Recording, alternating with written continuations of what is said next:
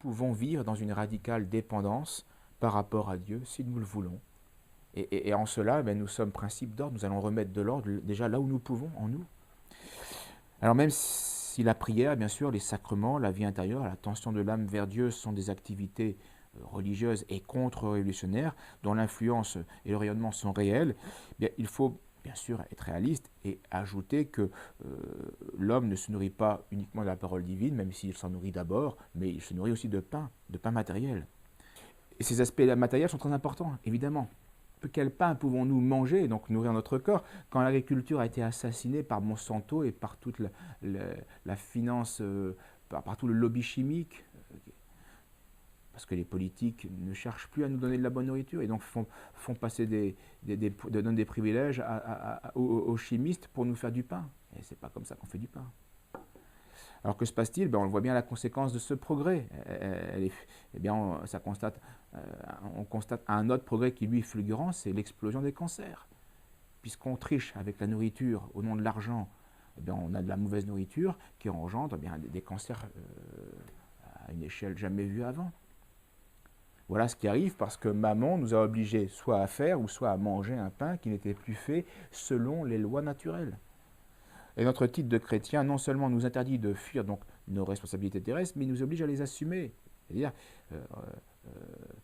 l'esprit chrétien ne consistera pas à s'en remettre à la grâce de Dieu pour ne rien faire.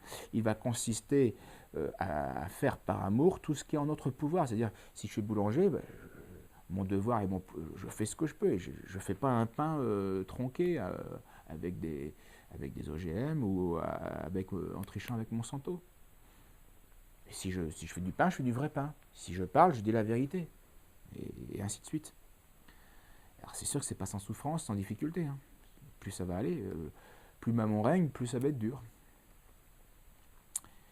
C'est donc par amour de Dieu et du prochain que nous luttons contre le pouvoir infâme, par exemple, des francs-maçons, ou contre le pouvoir des usuriers criminels, contre l'égoïsme suicidaire et insensé des multinationales, contre les pervers, contre les pornocrates, etc., contre tous ces mammonites qui sont antichrist et qui provoquent aussi, qui sont anti-humains, qui vont provoquer la ruine de patrie, village, indépendance, pureté, etc.